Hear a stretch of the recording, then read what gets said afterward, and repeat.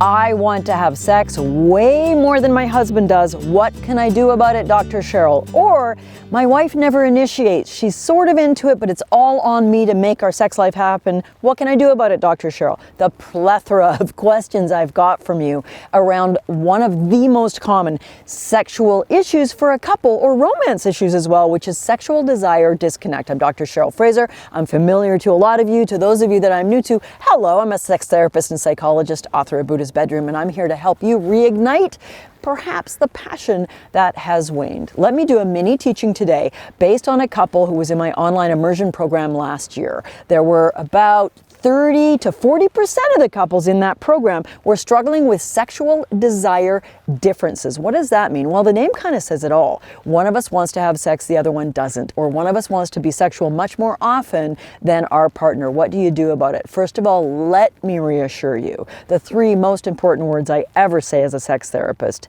as a psychologist, as a love expert are, you are normal. I really want you to hear that. You are normal if the two of you have different desire patterns. You are normal if you used to be a highly sexual person and now after children or as you age or as you're kind of bored with your partner, even though you hate to admit it, your sex drive has gone way down. There are two types of sexual desire based on research and clinical evidence. We have what's called spontaneous desire. That's the I can't wait to rip your clothes off, spontaneously horny feeling.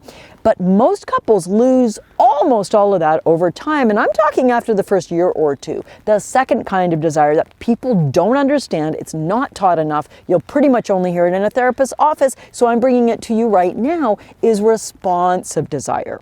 Responsive desire, as the name implies, is where my desire, my horniness, my arousal, my sexual motivation arises not spontaneously, not just because I'm horny. And this means you might have to set the scene. It means you might have to plan to be sexual. It means you might have to try harder to turn your partner on and seduce them, turn yourself on and seduce yourself. Spontaneous desire versus responsive desire. This is one of the key things I help couples with, and I would love to help you with it. If you want to learn more about this and so many more topics, the 3 keys to passion, please join one of my free mini couples workshops that I'm presenting this month. You can sign up for the time that works best for you below.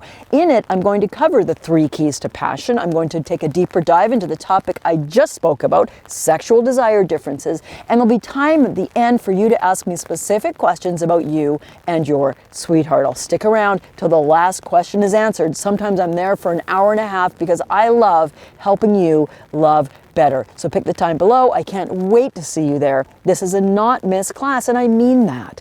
Isn't your relationship worth an hour of your time? Join me. It's free. There's no obligation other than I want you to show up with an open heart and an open mind, be ready to learn and ready to take action. The couples in my program that had sexual desire differences started to make a passion plan. They started to schedule sex. They started to do the kinds of actions that it takes to move from where you are now, wah, wah, wah, in the bedroom, to really enjoying the beauty and the grace and the sacredness and the sparkle of having a satisfying, rich sexual life with the one you love.